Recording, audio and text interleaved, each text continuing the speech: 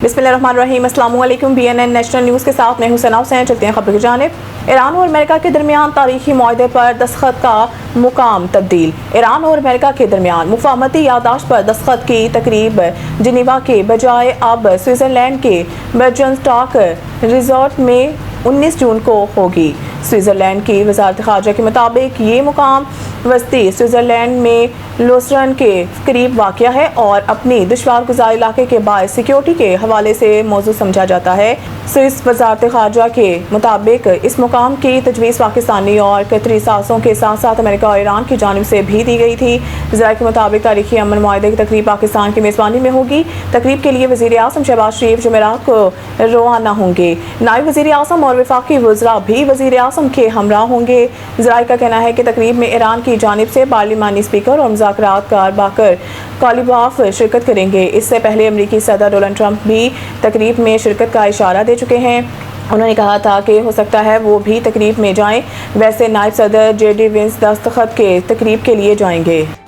America का Israel को Iran मुआहदे की तफसीलात देने से इनकार। इसराइली मीडिया के मुताबिक इसराइल ने ईरान मुफाहमती याददाश्त तक रसाई की बाज़ाब्ता दरख्वास्त की थी, जिसे अमेरिका ने मुस्तरद कर दिया है।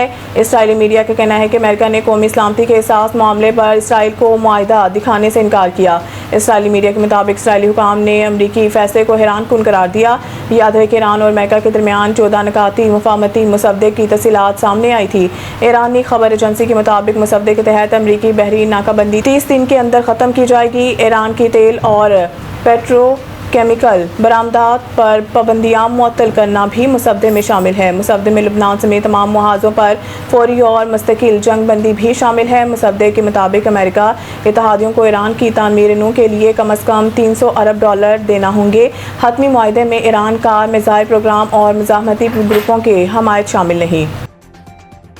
बरतानवी पार्लियामेंट का जंग बंदी के लिए सफारती कामयाबी पर पाकिस्तान को ज़बरदस्त खराज तहसीन। बरतानवी पार्लियामेंट में अमेरिका ईरान जंग बंदी की कोशिशों में पाकिस्तान और वज़ीर आज़म शहबाज शरीफ के किरदार की तारीफ की है।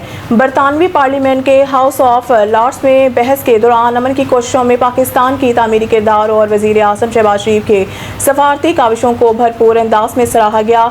मुतअद्दिद अरकान ने खित्ते में कशीदगी कम करने और मुज़ाकरात को आगे बढ़ाने में पाकिस्तान के मुस्बत किरदार की तारीफ की।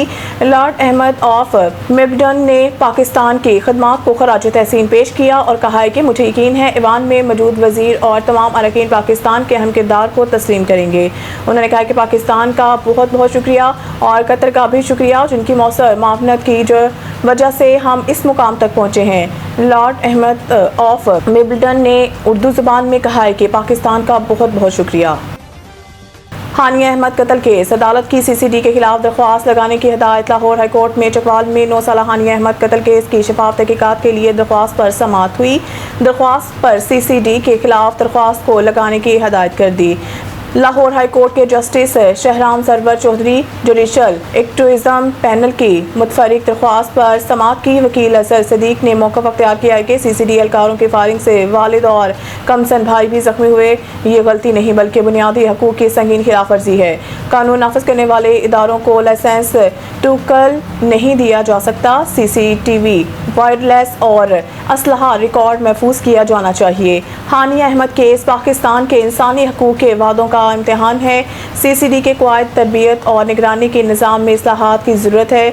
लिहाजा सानिया के ज़िम्मेदारों के खिलाफ कत्ल का मुकदमा दर्ज करके चकवाल सानिया पर अदालती निगरानी में शफाफ तहकीकात की जाएँ। मज़ीद न्यूज़ अपडेट के लिए देखते रहें BNN नेशनल न्यूज़।